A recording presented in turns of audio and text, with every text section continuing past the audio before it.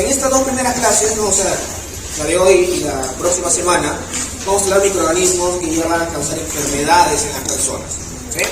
Vamos a hablar un poquito de lo que es la microbiología clínica, ¿no? Cómo los microorganismos causan una enfermedad. Entonces, en este caso, vamos a hablar un poquito sobre la virulencia. ¿Sí? ¿Qué significa virulencia?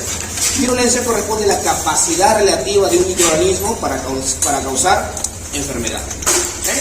Entonces, esta enfermedad se puede generar tanto por acción directa del microorganismo como parte también de la respuesta inmunológica de la persona. ¿Sí? ¿Está claro? ¿Qué es la virulencia? La capacidad de un microorganismo puede infectar a otra persona. Se puede infectar. Porque podemos tener una infección, pero no necesariamente nos va a causar una enfermedad. Eso no sería patogenicidad, porque la violencia como tal es el grado de manifestación de la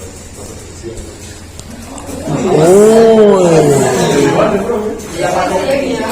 La patogenia corresponde ya a cómo el microorganismo causa daño. Eso es patogenia. Cómo el microorganismo, a través de estos mecanismos que vamos a hablar hoy día, causa la enfermedad. Pero si tienes una fuente confiable, muestra,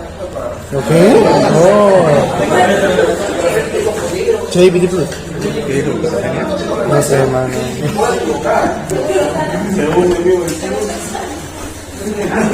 Entonces, si eso es virulencia, ¿qué serán factores de virulencia? Los factores de virulencia vendrían a ser moléculas, ¿no?, o estructuras que tiene el microorganismo y que va a causar la enfermedad. ¿Sí? Entonces, un microorganismo puede causar daño de dos maneras. ¿Sí? Como escuchan, ¿no? A través de dos mecanismos de factores de virulencia. Uno es a través de la toxicidad y el otro es a través de la invasividad. ¿Sí? Entonces, por ejemplo, ¿qué significa? Que el microorganismo va a sintetizar una proteína, en este caso una toxina, y va a generar daño. Como por ejemplo Clostridium tetani. ¿Han escuchado de esa bacteria, Clostridium tetani? Pero sí conocen la enfermedad. El tétanos. ¿Sí? Entonces, este microorganismo no tiene la capacidad de por sí mismo causar daño. O sea, el mismo microorganismo. Pero sintetiza su toxina y la toxina es la que nos va a causar daño a nosotros. ¿Sí? ¿Está claro? Entonces, ejemplo, ¿no?, de toxicidad, Clostridium tetani.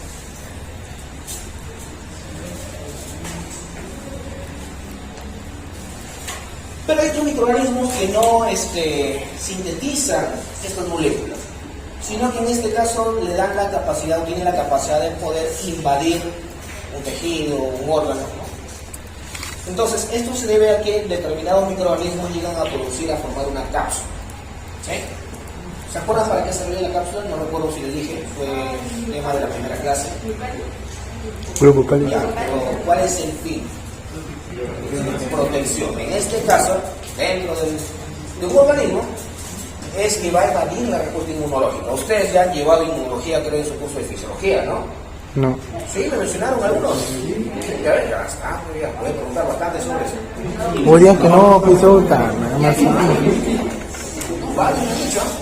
Entonces, ¿Quién? Vamos a enfriarlo. nosotros tenemos una bacteria, Streptococcus pneumoniae, que no nos va a causar daño. Este es un microorganismo avirulento, ¿no? O sea, no tiene la capacidad de causar daño. Pero cuando recibe la información para poder sintetizar la cápsula, recién ahí nos va a producir daño, ¿no? Entonces, la invasividad, en este caso, por la presencia de la cápsula, ¿no?, por Streptococcus pneumoniae. Pero la mayoría de microorganismos se encuentran en medio. ¿Qué significa? Que van a tener características que van a causar toxicidad y van a tener características que van a provocar la invasividad. ¿Sí? ¿Está claro? Entonces, esto no significa que el microorganismo va a comenzar a producir, ¿no?, estos factores de virulencia en cualquier momento. Porque para producir una toxina, que en este caso es de carácter proteico, va a demandar energía. Y a un microorganismo no le conviene estar sintetizando estas proteínas y estar gastando energía. Tiene que saber cuándo sintetizarlo. Entonces, por ejemplo, los pelitos ¿sintetizará la toxina en el suelo? Por ahí, ¿ya? Entonces, pero la pregunta es, ¿lo sintetizará en el suelo? ¿Sí o no? No. Entonces, en este caso se debe a algunos factores que estos microorganismos van a reconocer, ¿sí? Que van a identificar. Por ejemplo, ¿hay escuchado de Yersinia pestis? La bacteria se llama así, Yersinia pestis. Causa la peste negra. ¿Saben cómo se transmite? La rata. Me gusta la rata.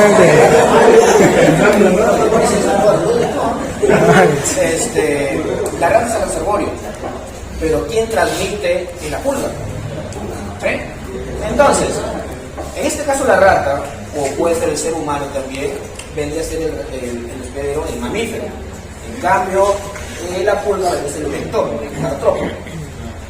Pero ustedes saben que en este caso el artrópodo tiene unas características diferentes en cuanto al mamífero. ¿Sí? Entonces, por ejemplo, partamos la temperatura, ¿no? La temperatura de la pulga aproximadamente es 28 grados centígrados, aproximadamente. ¿Sí? Mientras que la temperatura de los mamíferos por lo general es 36, 37 grados centígrados. Entonces, estos cambios entonces van a provocar o van a generar un cambio en este microorganismo. ¿Sí? En la pulga, el microorganismo no forma cápsula. ¿Sí? No forma cápsula.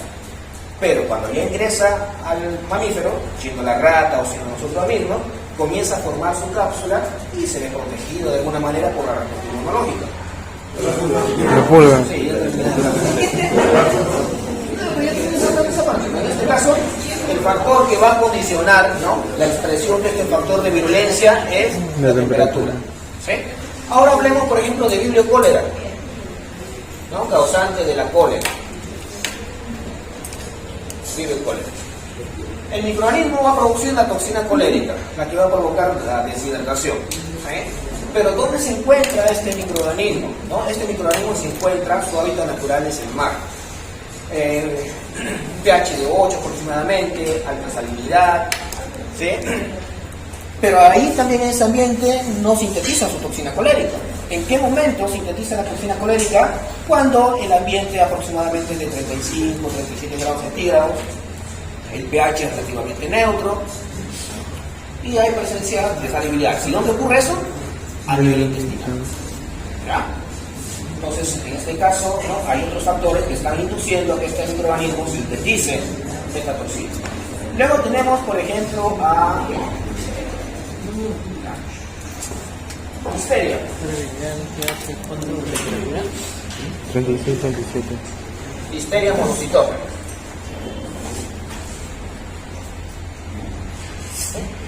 Listeria monocitógena.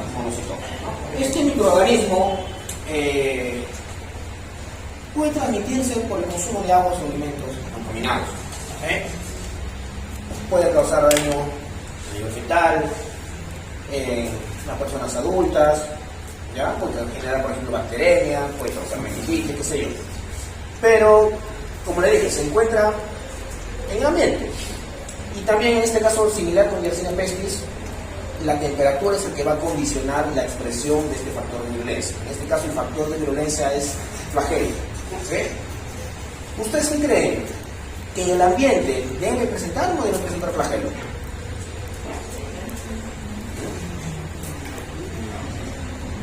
¿Por qué? En el ambiente, o sea, puede que presente o no, a comparación, por ejemplo, que se encuentra en el ser humano, que también puede que presente o no. La pregunta es, en el ambiente, ¿presenta o no presenta flagelo? ¿Por qué no? Se mueve por el movimiento. ¿Por qué no? Sí necesita movimiento. Se mueve por el Yo no he dicho en el ambiente, no he dicho en el aire. Puede estar en el agua, puede estar en el suelo. Y ahí, como no hay muchos nutrientes a disponibilidad, requiere desplazarse para que encuentre su nutriente. Pero en el caso que esté en nuestro cuerpo, nutrientes hay en abundancia. Entonces no necesita flagelo. ¿Sí? Entonces, por eso, a temperatura ambiente sí produce flagelo, sí forma su flagelo, y a temperatura 37 no forma flagelo. ¿Sí? Por ejemplo, otro microorganismo, ¿sí? Corynebacterium diphtheriae.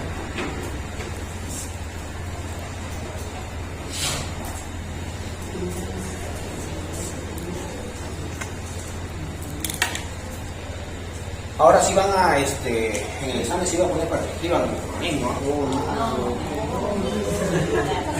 Y después esto, pero ¿Cuatro? Corynebacterium diphtheriae. ¿Qué va a causar? La difteria. ¿Sí? La difteria. Nosotros tenemos microorganismos. ¿Dónde? A nivel de la boca tenemos microorganismos. ¿Pero causa enfermedad? No. ¿Qué necesita? Primero, de un fago. ¿Saben qué es un fago? Es un virus que va a infectar bacterias, ¿no? Entonces, los microorganismos, ¿no?, de estas bacterias que tengan en el fago van a tener la capacidad de producir la toxina bacteriana. Pero hay una condición, la disponibilidad de hierro. Cuando la concentración de hierro es baja, ahí recién el microorganismo produce la toxina difteria. ¿Sí? Pero como le dije, siempre y cuando presente el fago. Ahora, existen varios, decenas de microorganismos que causan enfermedad. ¿Sí? Y puede ser que algunos sinteticen uno o dos factores de violencia, pero hay otros que van a sintetizar varios. ¿Sí? Varios factores de violencia. ¿Qué microorganismos conocen ustedes que causan daño al ser humano? Bacterias, hablamos de bacterias solamente. ¿Ah? la E. coli interhemorrágica. La E. coli. Produce distintos tipos de enfermedades. ¿Sí? Distintos tipos de enfermedades. El más común, que creo que es el que están hablando ustedes, son las enfermedades gastrointestinales, ¿no?, que va a provocar diarrea, ¿no?, vómitos, fiebre, ¿no? Eso es lo común. Pero en el caso de las mujeres también pueden provocar ictus. ¿Saben qué es ictus, no? ¿no? Sí, ¿no? Puede provocar ictus, puede provocar bacteremia, puede provocar meningitis, ¿no?, dependiendo primero del serotipo, ¿no?, del microorganismo, dependiendo de los factores de virulencia que vaya a presentar, dependiendo, por ejemplo, el mecanismo de ingreso. ¿Ya? Por ejemplo, un microorganismo, un E. coli, que se encuentra a nivel intestinal, ¿sí?, y que por X razón, ¿no?, hay una lesión a nivel intestinal. Entonces el microorganismo, el E. coli, atraviesa esa lesión, llega a sangre, provoca bacteremia, puede irse a las meninges, producir meningitis, puede irse a los huesos, provocar osteomielitis, ¿no?, dependiendo a dónde vaya, provoca la enfermedad. ¿Ya? Entonces, ya, el Helicobacter pylori se adquiere, o el mecanismo de transmisión es por la ruta fecal-oral. ¿Dónde se encuentra el microorganismo? A nivel del estómago. ¿Sí? Se elimina por las heces. Entonces, por ejemplo, si contamina agua o alimentos que consumimos, entonces podemos adquirir el microorganismo. ¿Sí? O por ejemplo también uno se va al gastroenterólogo, ¿no?, utiliza lo que son, no sé cómo se llaman esos dispositivos que introducen hasta el estómago para ver lesiones, lo retira, pero si hay una buena desinfección de ese equipo, ¿no?, y lo introduce en otra persona, le puede estar transmitiendo también el microorganismo, ¿no? Entonces este microorganismo provoca lesiones en la pared del estómago, provocando primero una gastritis, ¿sí? Y luego, si es que presenta un factor de virulencia, que es una proteína, ¿sí?, puede causar cáncer, ¿no? Pero eso es a largo plazo. ¿Cómo? ¿En temperatura también aumenta? No, es que el Helicobacter pylori no es normal que esté en nuestro estómago. No es normal. Entonces, si llega... No, es que por eso. En este caso no debe ser la temperatura. Es que no lo encontramos normalmente en el ambiente. No lo encontramos normalmente, ¿no? O sea, una persona enferma, ¿no?, como le dije, si viene a través de las heces, contamina. Entonces, si está mucho tiempo, se va a morir, ¿no? Entonces, si se ingiere rápidamente, entonces ahí puede provocar enfermedad. ¿Ya? Entonces, vamos a hablar de estos factores de virulencia, ¿sí? Estos factores de virulencia, que se clasifican en dos tipos: las exotoxinas y las endotoxinas, ¿sí? Exotoxinas y endotoxinas, ¿no? Primero, las exotoxinas. ¿Qué significa? ¿Qué tiene por exo? Fuera. Bueno, ¿no?, que el microorganismo va a sintetizar, va a secretar esta toxina y comienza a actuar, ¿no?, en determinada parte del cuerpo. ¿Ya? Entonces, tenemos aquí tres tipos de exotoxinas. Tenemos las toxinas citolíticas, tenemos la toxina de tipo AB y tenemos los superantígenos. ¿Ya? Entonces, vamos iniciando. Toxinas citolíticas, también llamadas hemolicinas. ¿Por qué? ¿Dónde van a causar daño? A nivel de la membrana celular. ¿Sí? A nivel de la membrana celular. Entonces tenemos distintos tipos de hemolicinas, de toxinas citolíticas. ¿Sí? Dependiendo del microorganismo, dependiendo de dónde o sobre qué molécula vaya a actuar. ¿Sí? ¿Cuáles son los componentes de la membrana celular? ¿Ah? Fosfolípidos. ¿Qué más?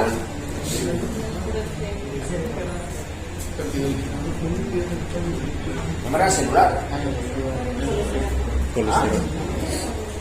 Colesterol. Ya, en este caso, como vamos a hablar de células animales, colesterol. ¿Ya? Esos dos principalmente. Luego también tiene glucoproteínas, tiene glucolípidos, ¿no? Pero nos interesan estos dos. El colesterol y los fosfolípidos. ¿Ya? Ahora, según su bioquímica, ¿cuál es la lecitina? La lecitina. ¿Ah? ¿Ya han tocado lípidos? Bueno, ¿Ah? pura ruta. Hay que llevar de nuevo el curso, ¿no? Pura ruta, ¿no? Hay que llevar.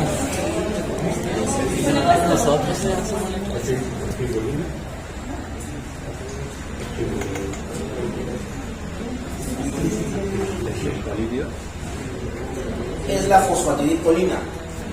¿Ya? La lecitina es la fosfatidilcolina. ¿Ya? Entonces, hablamos, por ejemplo, de Clostridium perfringens.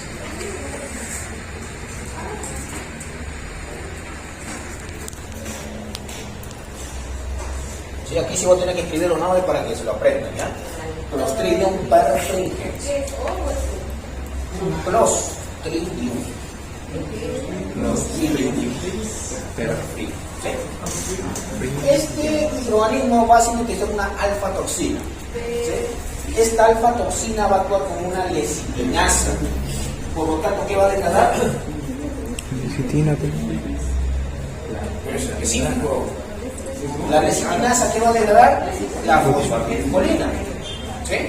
Porque en la membrana celular tenemos varios tipos de fosfolípidos. Solamente, ¿no?, la alfa-toxina va a degradar la fosfatidilcolina. ¿Sí? Tenemos, por ejemplo, a Streptococcus pyogenes.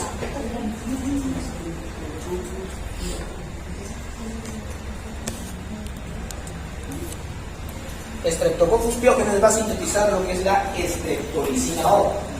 Esta streptolicina O lo que va a causar es va a degradar el colesterol que se encuentra en la membrana celular. ¿Sí? Tenemos a Staphylococcus aureus. ¿Ah? ¿qué? ¿Pero no me están grabando? Si no, ¿para qué me graban?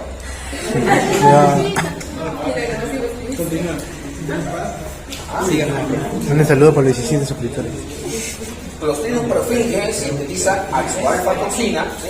Alfa-toxina con actividad lecitinasa. ¿Sí? Lecitinasa.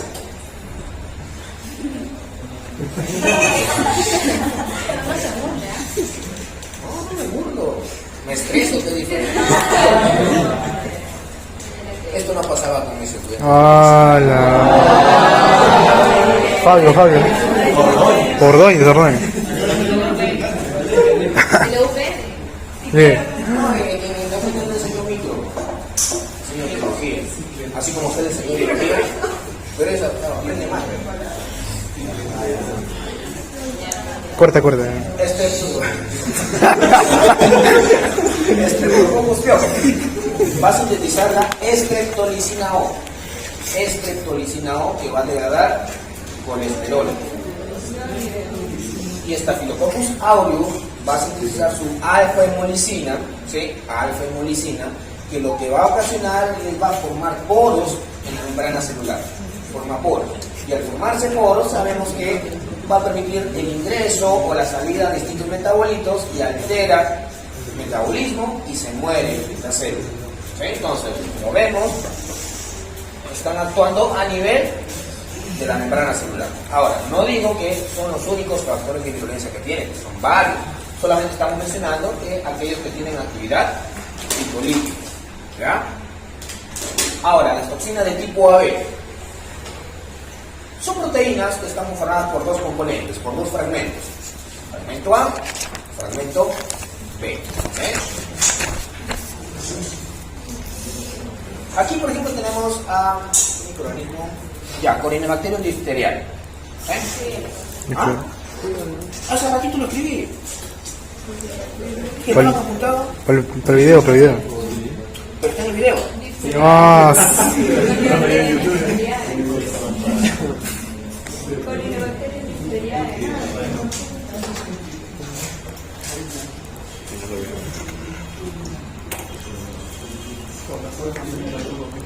¿Ya? Corynebacterium difteriae.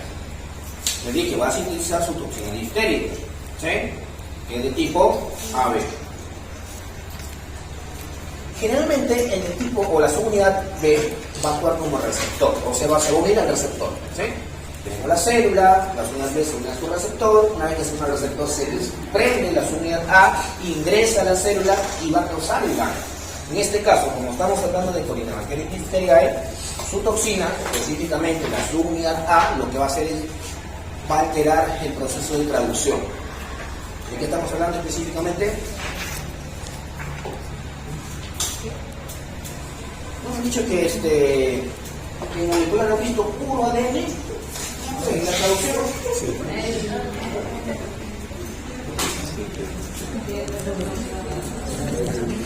La traducción, síntesis de proteína. Específicamente, a ver, ¿cómo actúa el factor de elongación 2? ahí no llegó.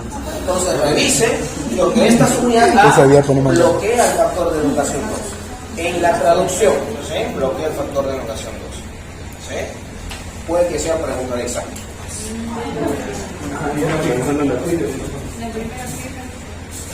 Ahora, superantígenos. Ahora sí, vamos a la parte de fisiología que ustedes han llevado, ¿no? Fisiología animal. A Decadencia. ver. Respecto a la respuesta inmunológica, ¿qué célula se encarga de comer al antígeno? Macrófago. El macrófago, a través del fagosoma, va a destruir al microorganismo, hablando específicamente de bacterias, ¿sí? Y esos fragmentos que se llaman epítopos, ¿sí? Epítopos, ¿no? No tiene que llevar. Esos epítopos se van a unir a una proteína. ¿Saben cómo se llama esa proteína? El complejo mayor de histocompatibilidad. ¿Sí han tratado eso? No. Es 60. Bueno, por acá tenemos el macrófago, ¿sí? Bueno, el núcleo que no nos interesa, por acá está el fagosoma que está destruyéndose, ¿sí? Y cada uno de estos fragmentos me dice que es el epítopo, ¿no? Entonces, ese epítopo se va a asociar con una proteína, donde esa proteína va a entregar, va a presentar el antígeno, ¿no? Uno de estos fragmentos lo presenta aquí. ¿Y quién lo va a reconocer? El linfocito T. ¿Sí? El linfocito T. Entonces, por acá viene el linfocito T a través de su receptor. ¿Cómo se llama este receptor del linfocito T? Este del macrófago es el complejo mayor de histocompatibilidad LiPo-2 para bacterias. Pero para el del linfocito, ¿cómo se llama este receptor? El TSR, receptor de las células T. Entonces, esta es la presentación normal, ¿sí? Donde el linfocito, una vez que recibe este epítopo, entonces comienza a liberar citoquinas. ¿Qué son las citoquinas?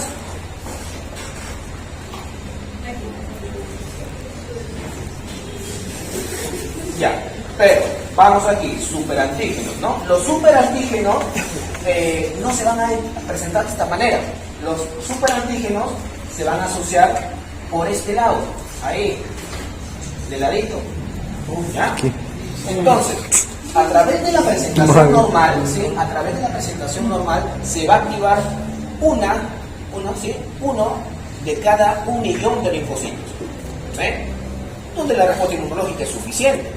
Pero a través de la unión del superantígeno, lo que va a hacer es que se van a activar entre el 5 al 10% de los linfocitos. Entonces, esto va a provocar que haya una mayor producción, mayor liberación de citoquinas. Y ustedes saben que las citoquinas van a tener un efecto fisiológico en el ser humano. ¿Sí? Puede provocar fiebre, puede provocar fragilidad de los vasos sanguíneos, qué sé yo. Pero va a activar, va a sobreexpresar la respuesta inmunológica. ¿Sí? Y provoca el daño. ¿Sí? Entonces, así es como actúan los superantígenos. Hasta ahí, ¿está claro? Me sorprende que hayáis entendido.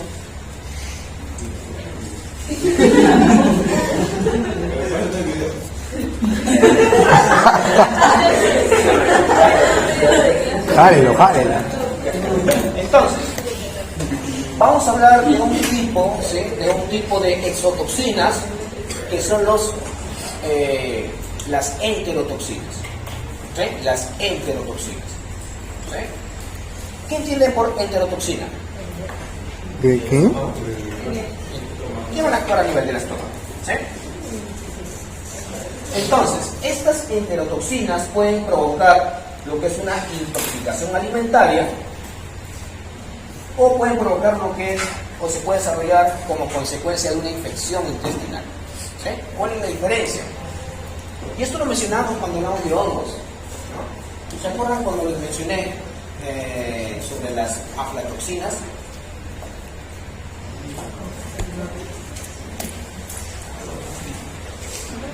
¿Han entendido el curso? Si no, ¿qué clase de examen hay? Ah, bueno, está disparado. La remontada. Les dije, ¿no? La intoxicación alimentaria corresponde a que el microorganismo se va a desarrollar en el alimento, produce su toxina en el alimento y nosotros consumimos la toxina. Puede que el microorganismo ya esté muerto, ¿no? Entonces, por ejemplo, dejamos, no sé, arroz de un día para otro. ¿Sí? Fuera de la refrigeradora, el microorganismo comienza a crecer, produce su toxina. ¿Qué hacemos nosotros? Calentamos el arroz. Podemos estar matando a la bacteria, pero la toxina se encuentra estable. ¿Sí? Entonces, ¿consumimos qué? La toxina. Eso es intoxicación alimentaria. ¿Sí? En caso de infección, nosotros consumimos el microorganismo. Bien rico, nosotros consumimos, por ejemplo, nuestra leche tío que venden afuera, ¿no? Puede que tenga E. coli, no sabemos. Entonces consumimos, llega el E. coli, y ese E. coli recién produce la toxina a nivel intestinal. ¿Sí? Pero igual, siguen siendo enterotoxinas. Entonces, y tenemos distintos tipos de enterotoxinas, de los mismos tipos que hemos mencionado, ¿no? Citolítico, tipo AB, superantígeno, ¿ya? Entonces, por ejemplo, la toxina de niño cólera es una toxina de tipo AB, ¿sí? Donde, por ejemplo, acá tenemos la célula intestinal, ¿sí? Específicamente los enterocitos. Aquí va a haber un receptor, ¿sí? Y por acá llega el microorganismo, ¿no? Ahí está la luz intestinal.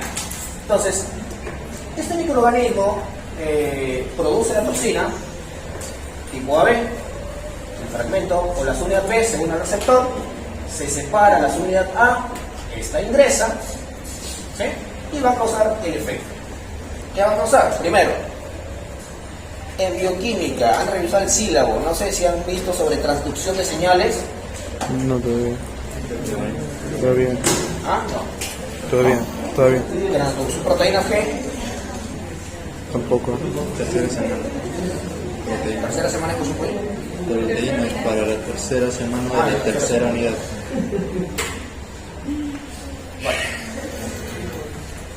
A ver, Hemos empezado. tenemos por ejemplo un receptor, ¿sí? No sé, esto lo habrán visto por ejemplo cuando actúa la adrenalina, receptor 7TM. Receptor biológico. Seguro. Bueno, este receptor está asociado a una proteína, la proteína G. La proteína G está conformada por tres subunidades: subunidad alfa, subunidad beta y la subunidad gamma. ¿Sí?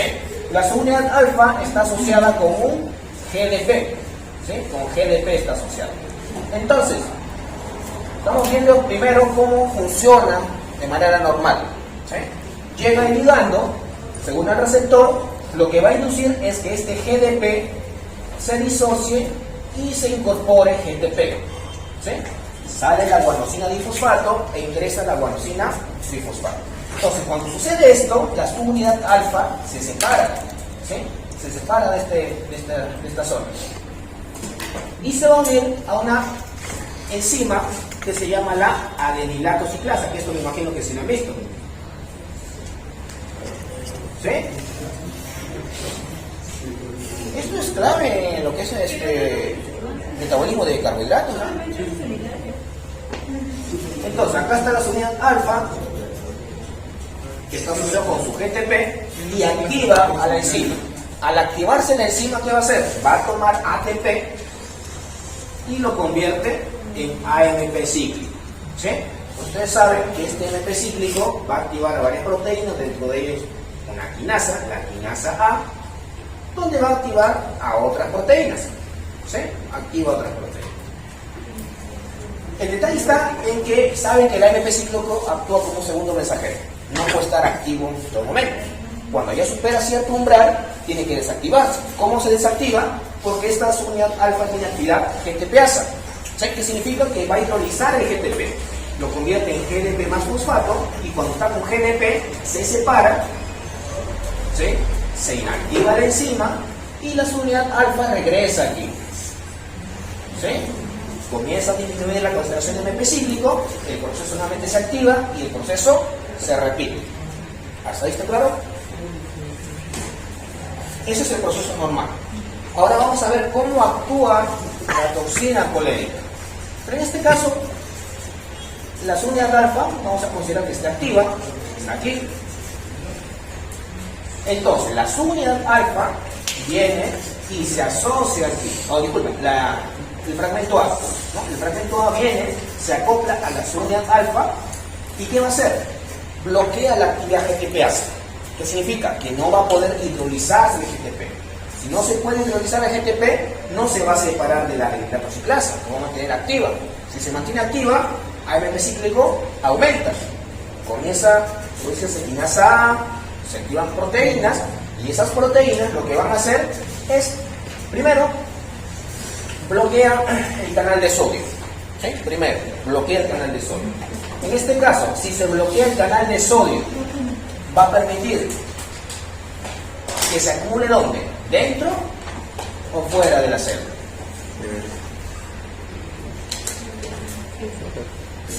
Solamente el canal de sodio. ¿Por qué? La bomba de sodio y potasio va a hacer que salga sodio y potasio.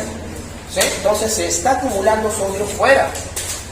Que por un transporte pasivo, ese sodio ingresa nuevamente y es expulsado por transporte activo por la bomba de sodio y potasio. ¿Sí? Entonces, se bloquea el canal de sodio y les mencioné, hay más concentración fuera, entonces se está acumulando aquí, no está permitiendo que ingrese. Por otro lado, va a abrir, ¿no? La activación de todo este proceso va a abrir lo que son los canales de cloro. ¿Sí? En este caso, ¿el cloro sale o ingresa? Sale. ¿Por qué? Si está tornándose aquí un ambiente hiperosmótico pero con cargas positivas, para que se libere tienen que salir cargas negativas. En este caso, sale cloro por un transportador, también sale bicarbonato. Y este ambiente hiperosmótico va a provocar que se abran canales de agua y sale agua. Y todo esto se traduce en la diarrea. ¿Sí? Y así es como actúa la toxina colérica. ¿Sí? Toxina de tipo AB.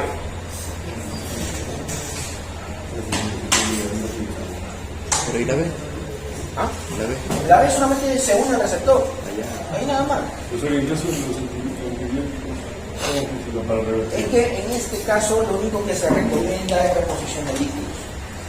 Tu suegra, pues, mano. No se recomienda, al menos por virus cólera, no se recomienda antibióticos para no alterar el microbioma intestinal. ¿Ya?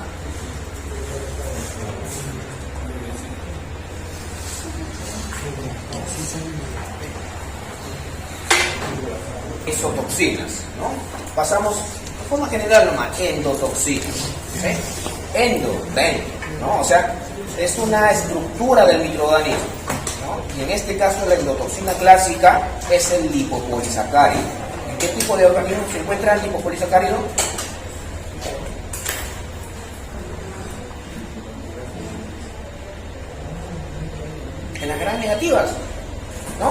El lipopolisacárido se encuentra en la membrana externa y no tiene las gram negativos. ¿Sí? Entonces, ese lipopolisacárido va a ser reconocido por los macrófagos. ¿Sí? Estos macrófagos tienen una serie de receptores. ¿Han escuchado sobre los receptores tipo TOL? ¿Quién habla en inmuno? ¿Quién habla en inmunología? Aprendan su sílabo. ¿Hay sílabo? Su sílabo y yo leí. Incluso algunos de ustedes, varios, sí, hemos llevado inmunología. Y si Parraguirre, ¿no? Ordóñez, no sé. El estómago tiene varios receptores, varios tipos de receptores. ¿Okay? Uno de ellos son los receptores tipo TOL. ¿Sí? Los receptores tipo TOL, o TDR, de inglés, ¿no? Oye, Tenemos aproximadamente 11 tipos.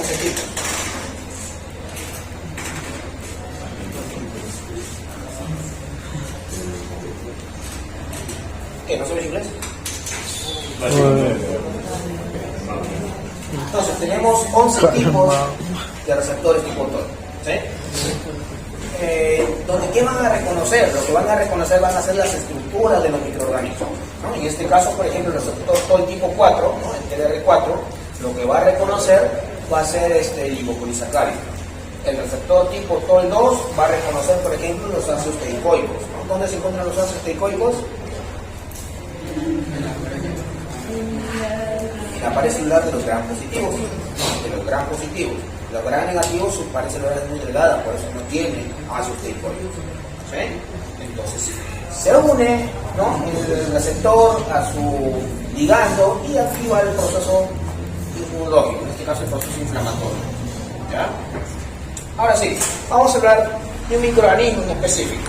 ¿Sí? Vamos a hablar de Staphylococcus.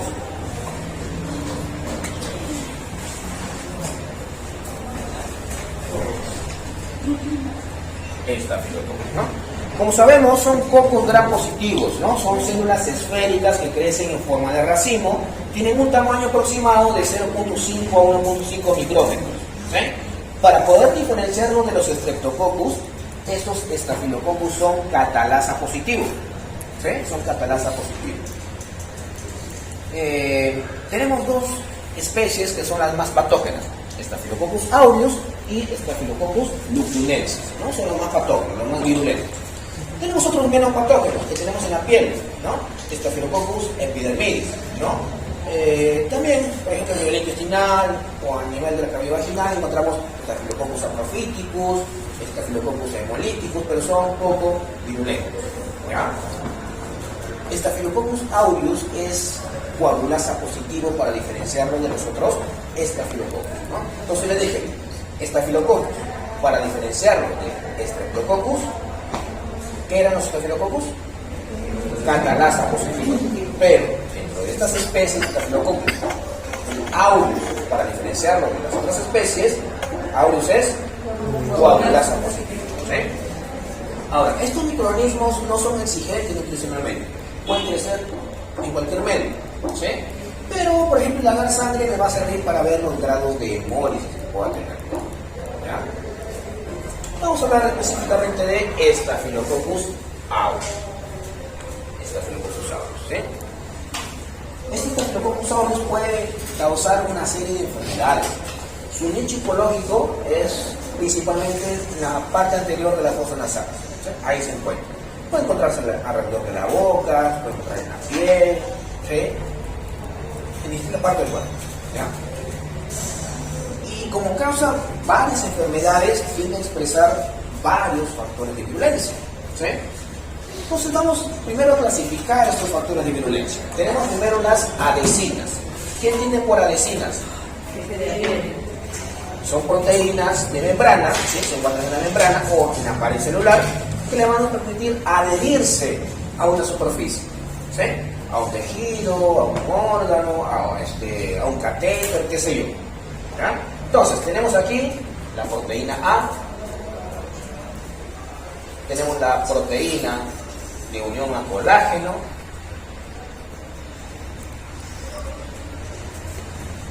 tenemos la proteína A y la proteína B también de unión a fibronectina.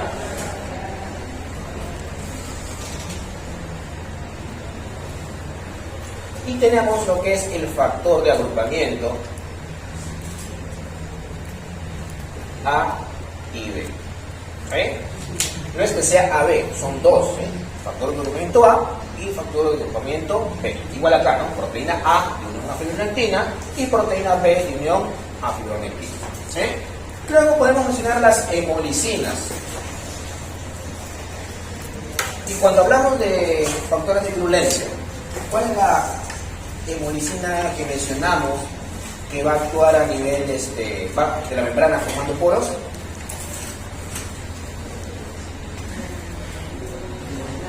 Alfa La alfa-hemolicina, ¿no? La alfa. Entonces, así como hay alfa-hemolicina, hay beta, hay gamma, hay delta hemolicinas.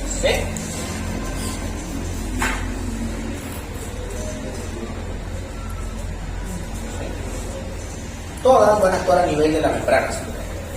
También presentan toxinas superantígenas.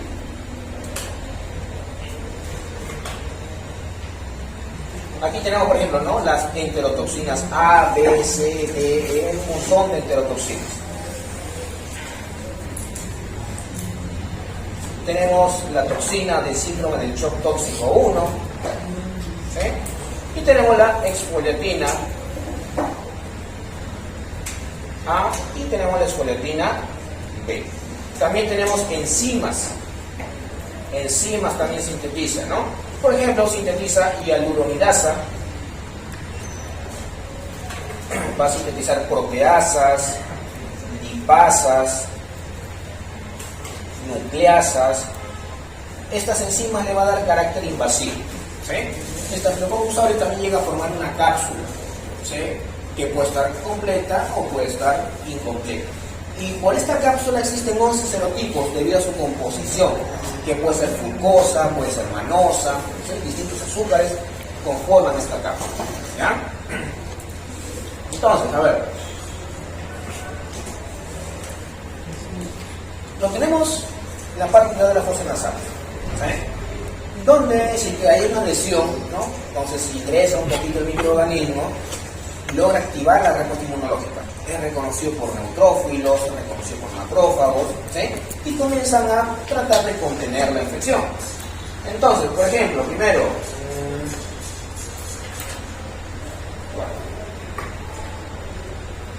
partamos de acá, la proteína. ¿Cómo es la forma de un anticuerpo?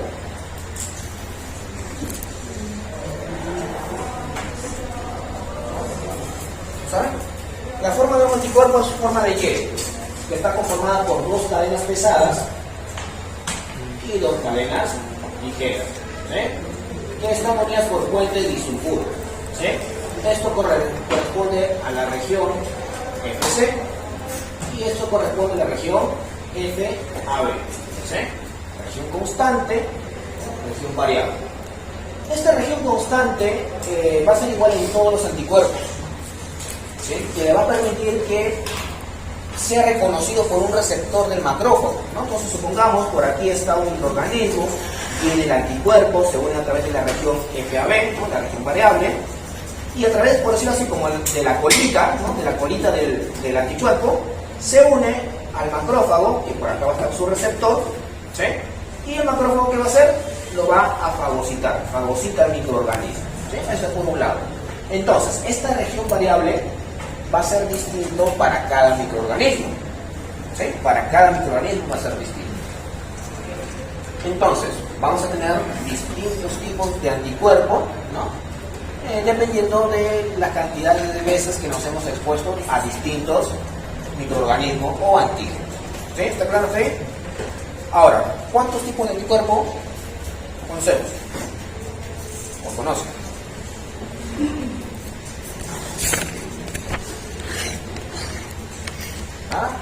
La inmunoglobulina A, la IgA, la IgD, la IgE, la IgG y la IgE. La IgA participa o se va a producir a través de las secreciones. Por ejemplo, la madre cuando da de lactar a su niño, ¿no? A través de la leche materna, está brindándole IgA. La IgE participa en procesos alérgicos o en infecciones parasitarias. La IgG es la que se activa en primeras infecciones, ¿sí? En primo-infecciones. ¿Qué significa? Que si yo por primera vez tomo contacto, por ejemplo, con Staphylococcus aureus, comienzo a producir el anticuerpo. ¿Cuál? El IgG. Pero hay memoria, ¿no? Hay una memoria inmunológica. Porque el IgG tiene un tiempo de vida, que puede ser 3 semanas, 4 semanas, o lo mucho, y después tiende a desaparecer. Pero la memoria inmunológica va a permitir que se siga sintetizando IgM, ¿sí? Que estas sí se mantienen durante varios años. ¿Sí? Entonces, por ejemplo, si yo tengo una infección reciente, ¿qué voy a tener? IgG. Pero cuando me hago un análisis molecular y me detecten, por ejemplo, IgM, significa que he tenido una infección por un microorganismo, pero actualmente no. ¿Sí? ¿Me dejo entender? Entonces, ¿qué dije esto? Ahí ya. Estaba por acá. La proteína A. La proteína A, como dije, es una proteína de superficie del microorganismo, ¿sí? Que va a evadir la respuesta inmunológica. ¿Por qué? Tenemos aquí el microorganismo, acá está la proteína A, entonces la proteína A lo que va a hacer es igual, va a coger por la colita al anticuerpo, porque por esta zona es donde se une, ¿no? El anticuerpo con el microorganismo, pero como lo está cogiendo por la colita ya no puede encontrarlo. ¿Me puedo entender?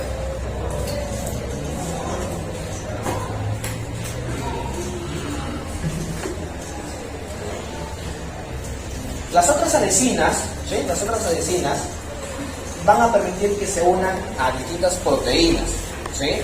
Y esto va a potenciar que se pueda desarrollar algunas enfermedades, ¿no? Por ejemplo, la proteína de un colágeno, ¿qué se une? Se unirá al colágeno. Pero esto va a potenciar a que se pueda desarrollar, por ejemplo, osteomielitis, ¿sí? Enfermedad en los huesos.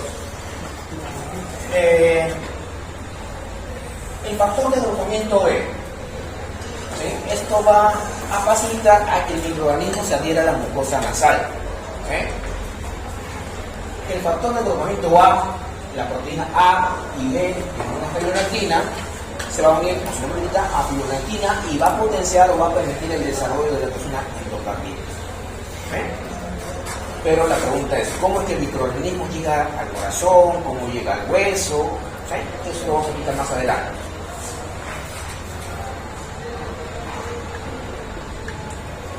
Vamos viendo sobre las exfoliatinas.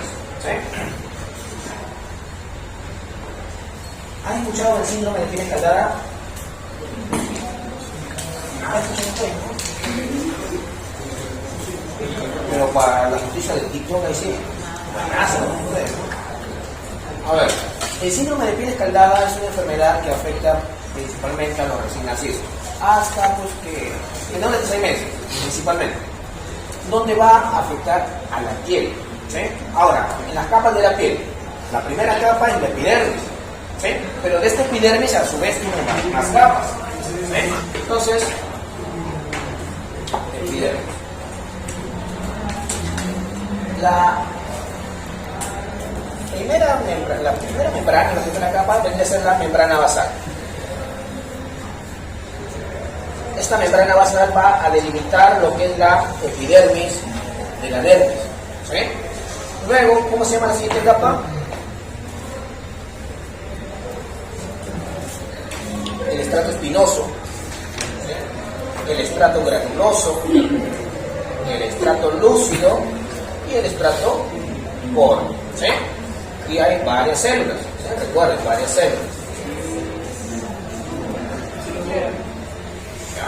Bueno, como dije, luego sigue la dermis, luego sigue la hipodermis o tejido subcutáneo, y aquí luego viene el músculo. ¿Ya? Entonces, síndrome de piel escaldada, generado por las toxinas exfoliativas A y B. ¿Sí? ¿Dónde van a actuar? Van a actuar a nivel del estrato granuloso. ¿Cuál es el estrato granuloso? A ver, A, B, C o D. El estrato granuloso, la C. La C es el estrato granuloso. Ahora, esas células, porque estas capas están formadas por células, ¿no? Entonces, las células del estrato granuloso están unidas por desmosomas. ¿Qué son desmosomas?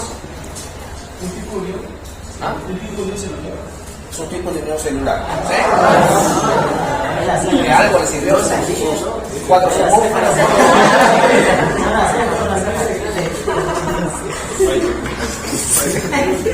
Entonces, específicamente, el desmosoma llamado desnucleína 1, este es un desmosoma que va a mantener unida a estas células del estrato granuloso. ¿Sí? Entonces, ¿el microorganismo dónde está? Está computador, ¿no? El computador está aquí, ¿Por qué te agarras? sobre la piel.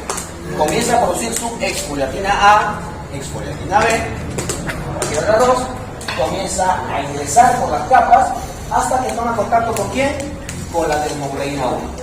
Estas exfoliatinas son serinproteasas, o sea, son proteínas que van a degradar proteínas, pero principalmente van a romper aquellos residuos de serina. ¿Sí? Pero al final de aquí no degrada la desnucleína 1. Y si degrada a ese desmosoma, ¿qué creen que va a suceder?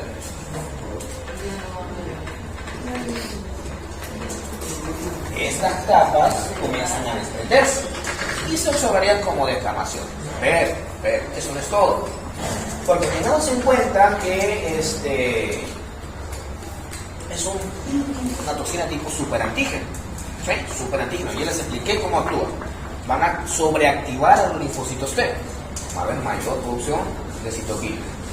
Pero, este síndrome de piel escaldada tenemos de dos formas: localizada y generalizada.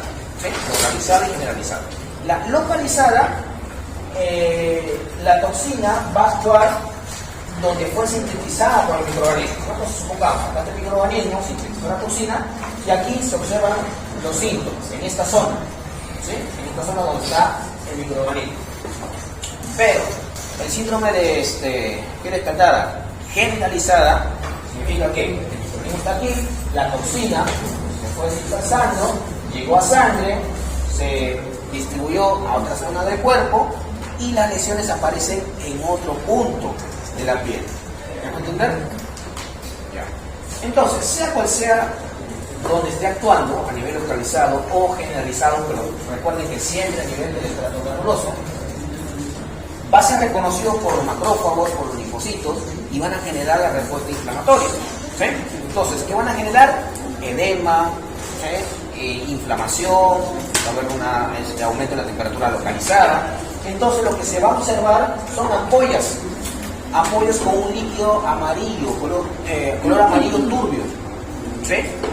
Que si hablamos, por ejemplo, ¿no? Si hablamos del síndrome de piel escaldada localizado, donde todavía están los microorganismos ahí, si reventamos esas ampollitas, podemos provocar que ese líquido que todavía contiene microorganismos se vaya a otra parte de la piel y me genere más ampollas.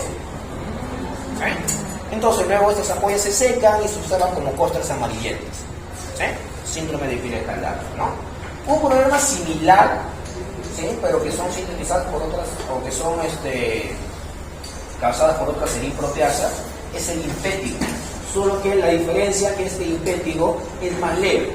¿Sí? Es casi lo mismo, pero los síntomas son más leves. ¿Ya? Entonces ni siquiera podemos rascar nada, ¿no? Para evitar la diseminación del microorganismo. Ahora, supongamos, el microorganismo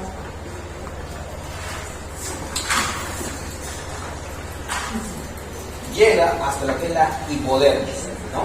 Entonces, por ejemplo, tenemos una lesión, un corte, ¿no? Entonces el corte hasta este punto, no hay ninguna barrera que nos proteja, el microorganismo llega a la hipodermis y comienza a causar daño, ¿no? A través de las proteasas, de la lipasa, la respuesta inmunológica, y se va a generar aquí una celulitis. ¿Sí? Entonces esta celulitis se va a manifestar como una zona de color roja, edematosa, va a haber aumento en la temperatura, va a haber fiebre también, ¿no? Va a haber dolor. ¿Sí? Ahora, el problema es cuando llega el músculo. ¿Sí? Cuando llega el músculo, el microorganismo.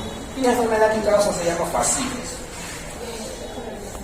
Entonces, aquí se pueden observar, por ejemplo, ampollas que contienen un líquido rojo, que pueden causar daño en los vasos sanguíneos.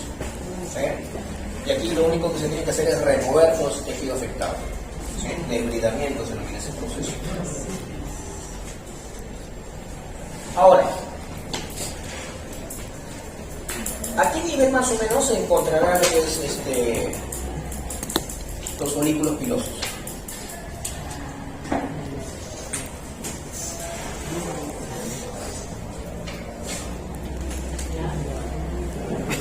Más o menos, ¿no? Pero acá tenemos un pelo donde tenemos pues acá el folículo piloso.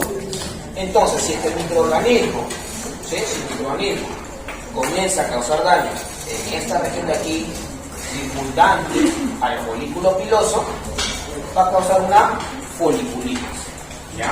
¿Dónde está foliculitis? Igual, ¿no? O sea, por ejemplo, va a ser una zona enrojecida alrededor del vello, ¿ya? Ahora, si hay una extensión más allá del folículo piloso, o sea, más o menos por esta zona de acá, se produce lo que es una forunculosis, ¿ya? Pero, si ya comienza a asociarse como otros folículos, ¿no? Y se extendió por lo tanto aún más este daño, ¿sí? Ahora, aquí va a haber la formación de absceso, ¿no? Se va a formar pus en esta zona. Entonces aquí ya estamos hablando de lo que es el carbunco. ¿Está claro? Carbunco. ¿Cómo escuchamos? Pero no estamos hablando del antrax, esa es otra cosa. Ya, ¿qué más? A ver. Ahora, les mencioné, por aquí, si llega hasta los músculos y sabemos pues, que ahí están asociados con bastantes vasos sanguíneos, y el microorganismo, ¿no? Por sus proteasas, sus lipases, todo ello, logra acceder a los vasos sanguíneos, llega sangre, se distribuye a varias partes del cuerpo, pudiendo llegar al hueso, donde ¿qué factor de violencia iba a permitir su adherencia?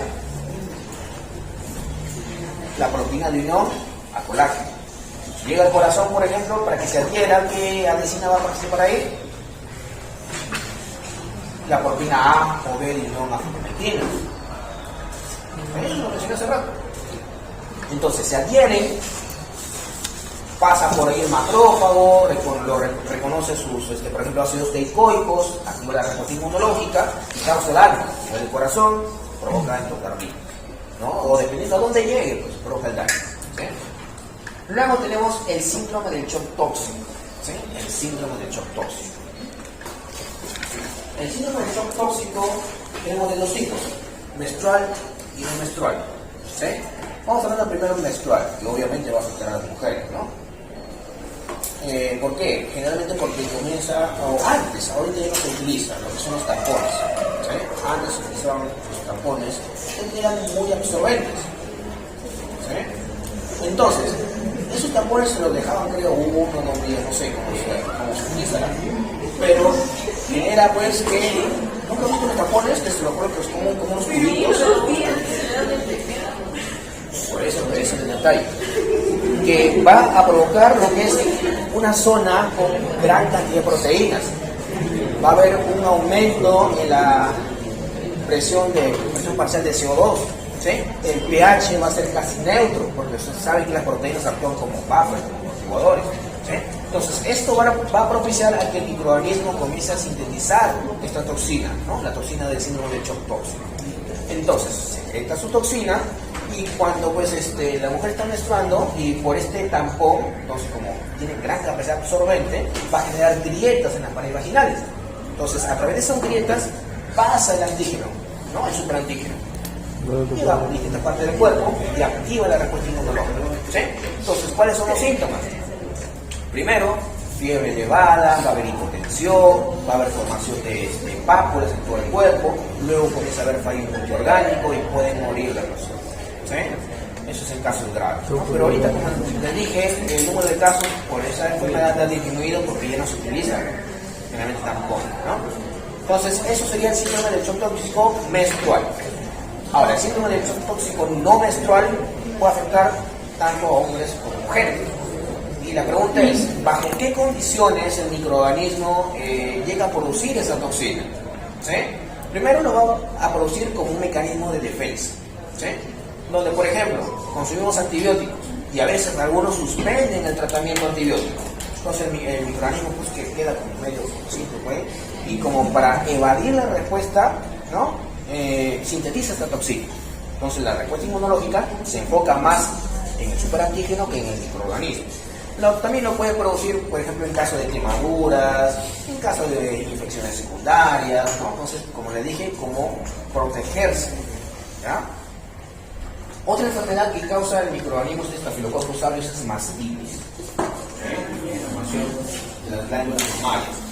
Donde, por ejemplo, ¿no? Cuando la mujer da de lactar al niño, generalmente tiene que haber un previo aseo, ¿no? Hay una limpieza del pezón, de la cosa, y a veces no lo hace. Entonces, cuando el niño va a succionar, entonces provoca lesiones donde por ahí va ingresando el microorganismo. Entonces el microorganismo comienza a colonizar, por ejemplo, lo que son los canales galactíferos, comienza a provocar obstrucción, comienza a provocar a formar pus. Entonces provoca esta obstrucción y lo que va a generar aparte de inflamación va a ser dolor. Entonces ahí tiene que haber un drenado, por ejemplo. ¿Hasta ahí claro?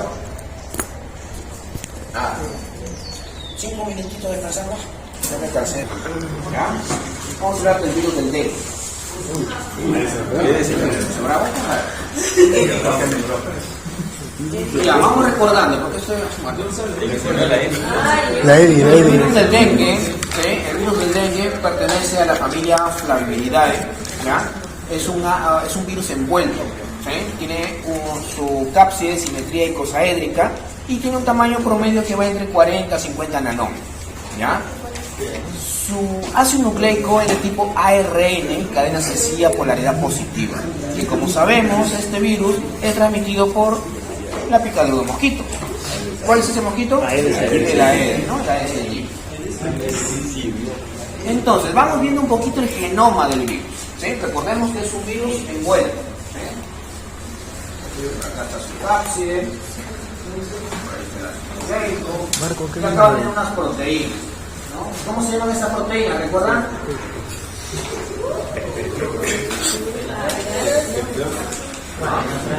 Los peplones, ¿sí? Entonces, vamos viendo su ácido nucleico. ¿Dónde dije? ARN, cadena monopatenaria, cadena sencilla, polaridad positiva. Entonces, vamos desde el extremo 5' al extremo 3', donde aquí más o menos va a tener una región no codificante, significa que no va a expresar ninguna proteína en esas zonas.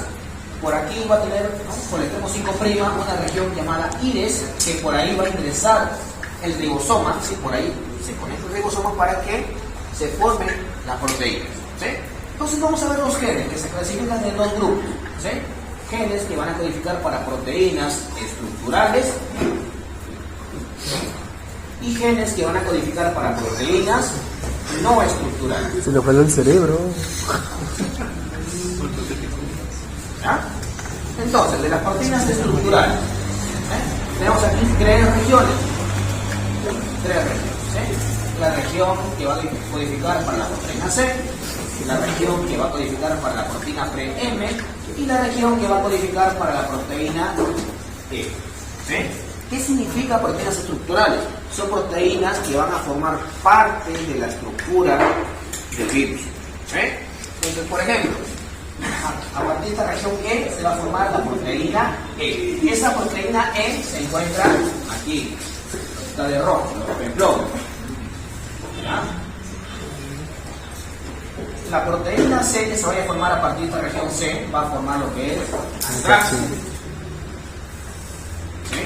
Mientras que la región pre-M va a permitir estabilizar, por aquí más o menos se va a encontrar, va a permitir estabilizar la unión entre la cápside con la envoltura del virus. ¿Sí? Proteínas estructurales. Mientras que las proteínas no estructurales son aquellas que van a favorecer el proceso de replicación del virus. ¿Sí? Entonces tenemos por aquí, por ejemplo, aquí la región NS1, ¿no? Región NS2A, NS2B, NS3, bueno, continúa, NS4A, NS4B y el NS5, ¿sí? Todos esos. Por ejemplo, el NS2B, ¿sí? Va a codificar una proteína que va a servir como un cofactor, ¿sí? De la proteína que se vaya a formar a partir de esta NS3. Y ahora, esa proteína NS3 que se vaya a formar aquí va a actuar como helicasa. ¿Qué hacen las helicasas?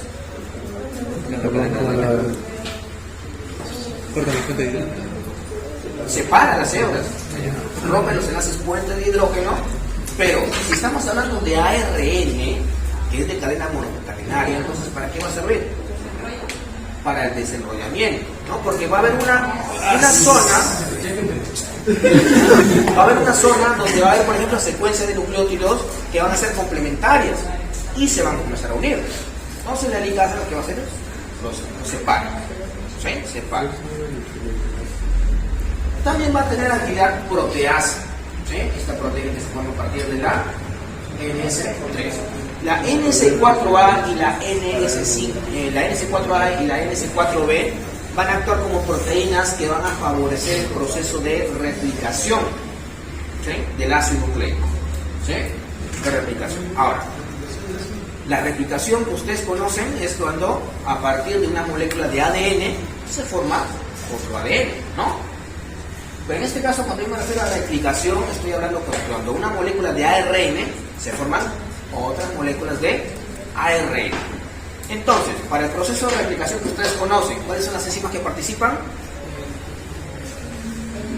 Las ADN polimerasas, ¿no? Las ADN polimerasas. En este caso, este proceso de replicación, ¿cómo se van a llamar esas enzimas? Las ARN polimerasas. Y esas ARN polimerasas que están codificadas por la región NS5. ¿Sí? Entonces, todas las enzimas, todas las proteínas que se forman en esta región no estructural van a facilitar este proceso. ¿Sí? Entonces, nos vamos a ir con el mosquito. El mosquito va y pica a una persona. Está inyectando el virus. ¿Sí? Entonces, ¿ese virus dónde está? En sangre. Va a ser reconocida por dos tipos de células. Las células dendríticas o por los macrófagos, ¿sí? En el caso de las células dendríticas, los receptores son los receptores de heparansulfato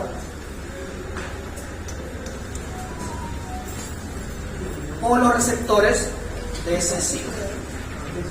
Eso es en células dendríticas, ¿sí? Mientras que en los macrófagos los receptores son los receptores FC y los receptores C3. ¿Han hablado ustedes, han estudiado sobre el complemento, la vía del complemento? Bueno, el complemento son una serie de proteínas que lo que van a causar es la destrucción del microorganismo, ¿sí? Entonces esas glucoproteínas van a tener un receptor, el receptor C3. ¿Dónde se encuentra? En el macrófago, ¿sí? Estos dos primeros receptores se encuentran en células dendríticas y estos dos receptores se encuentran en macrófagos, ¿sí? Entonces, el virus, ahí está el virus, ¿sí? A través de la proteína E. ¿Dónde se encuentra la proteína E? En los petrómeros. Ahí se encuentra, ¿no? Entonces, supongamos que aquí tomamos un ejemplo más pequeño. Ahí está el virus, ¿sí? Acá están sus proteínas E. Específicamente son glucoproteínas, ¿sí? Las glucoproteínas E. Y por acá tenemos al macrófago, donde acá está su receptor FC, ¿no? Claro, FC o el C3. Entonces, ese receptor reconoce, ¿sí? Reconoce a esta glucoproteína E. Lo chapa y lo endocita, ¿sí? Se asocia y lo endocita. Entonces, al endocitarse, entonces vamos a tener aquí la membrana del endosoma, ¿sí?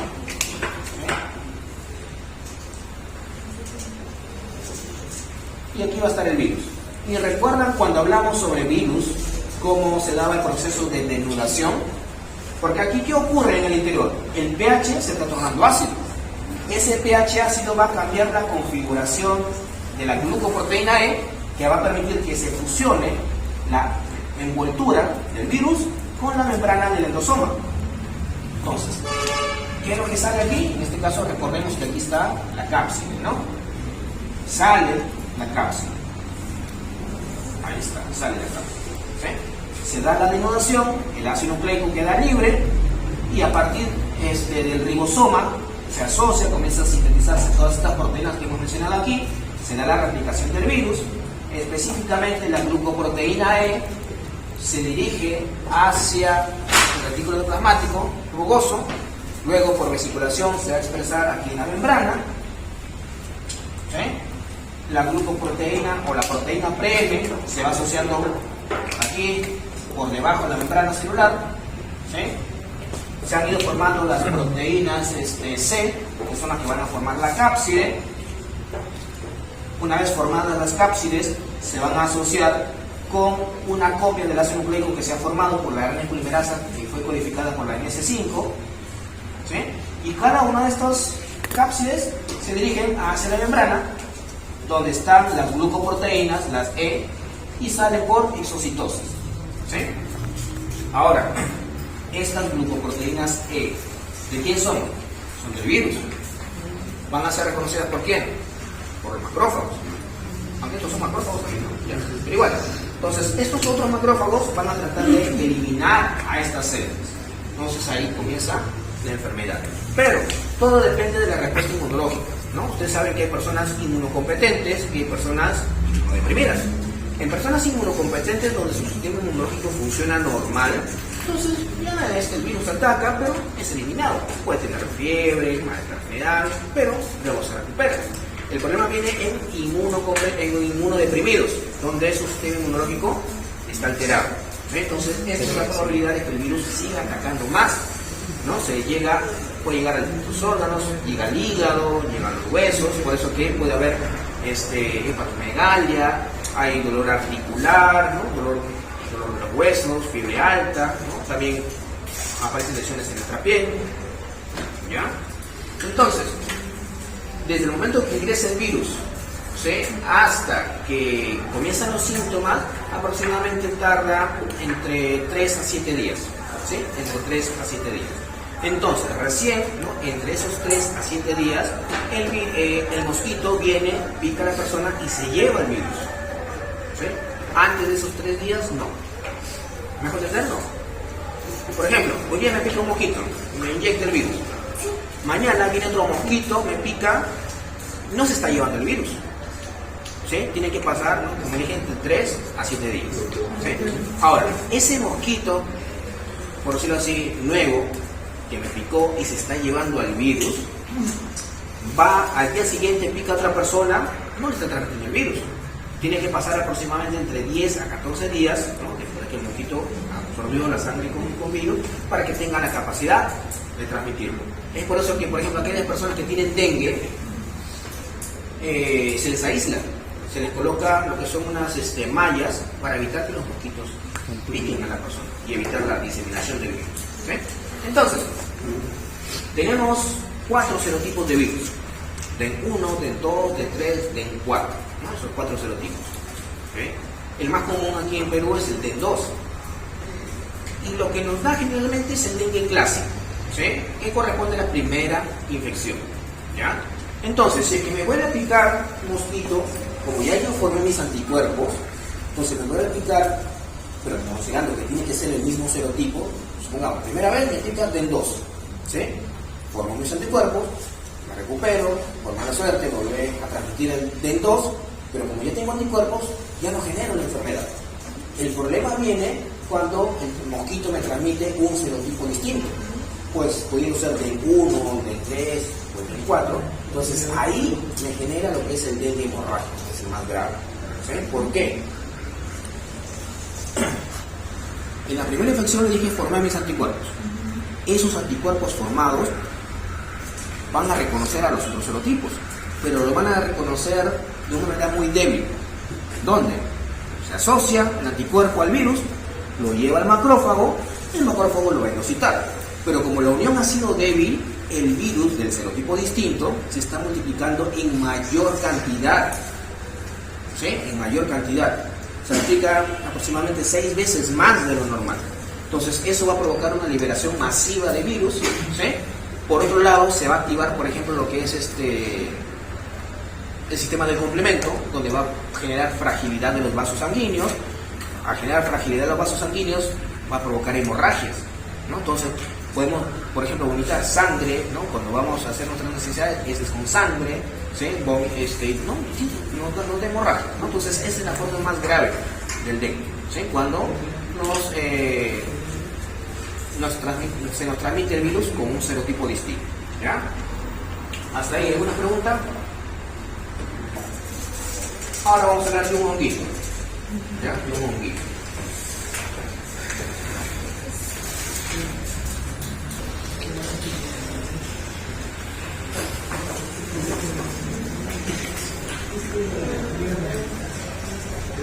Histoplasma, claro. A ver, este es un hongo dimórfico. ¿Qué significa dimórfico? Dos formas, ¿sí? Que esto va a depender de la temperatura, ¿sí? Nosotros lo vamos a adquirir en su forma saprófica. ¿Qué significa? Cuando se encuentra en el medio ambiente, ¿sí? Este microorganismo se encuentra principalmente en heces de murciélago. Entonces, va a afectar principalmente a los hombres. No es por cuestión de sexo, no es por cuestión de área laboral. Porque ¿dónde se encuentra una murciélago? En las cuevas. ¿Quién más se va a las cuevas? Principalmente los hombres, ¿no? Por ejemplo, los mineros. ¿Sí o no lo ven? Fabio.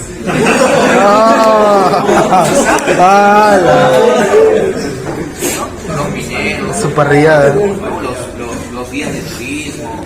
¿No? Principalmente son hombres. Por eso es que se ven más afectados. Pero si, por ejemplo, hombre y mujer hacen las mismas actividades, las mismas ocupaciones, los dos pueden verse afectados, ¿sí? Entonces, les dije, en estas zonas lo vamos a encontrar en su forma saprófica. Y en su forma saprófica, este honguito lo vamos a encontrar en su forma filamentosa, en la forma de moho, ¿sí? Que si lo esquematizamos, por acá están sus hifas, y va a llegar a formar sus conilios. Estos conilios tienen cierta característica. Tiene dos tipos. Los macroconilios, que tienen forma equinulada. Ustedes habrán visto, por ejemplo, esas pelotitas que tienen como púas. ¿Sí o no? Del perro, ¿no? Ah, no sé si da para perro.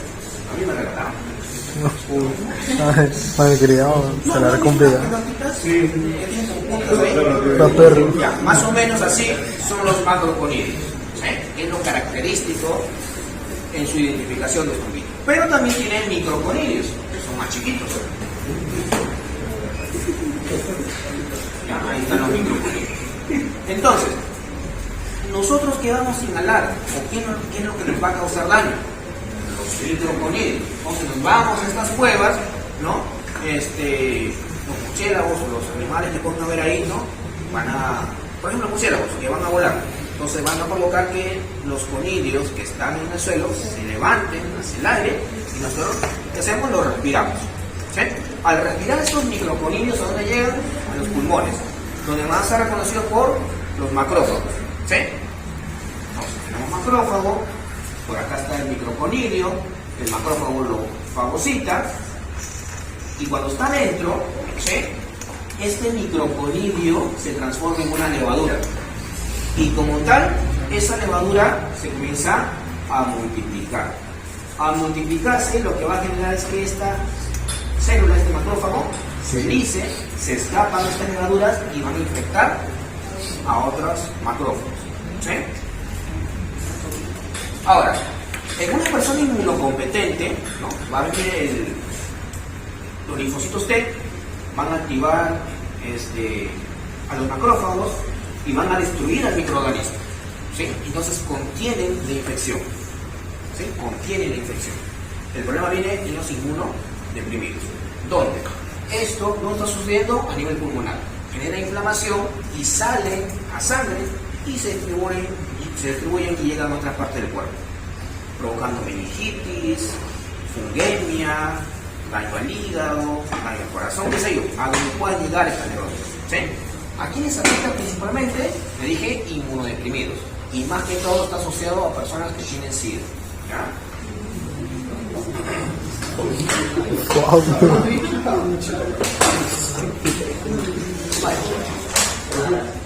¿Alguna pregunta? El hospital no tenemos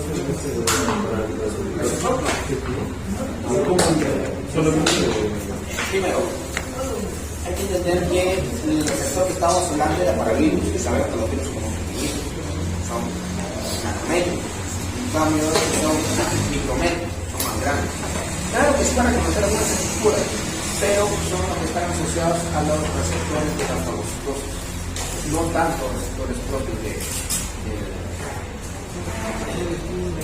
del macrófago. Y el momento de que rompen la capita donde ya se forma la levadura, ni intervienen tampoco el pH.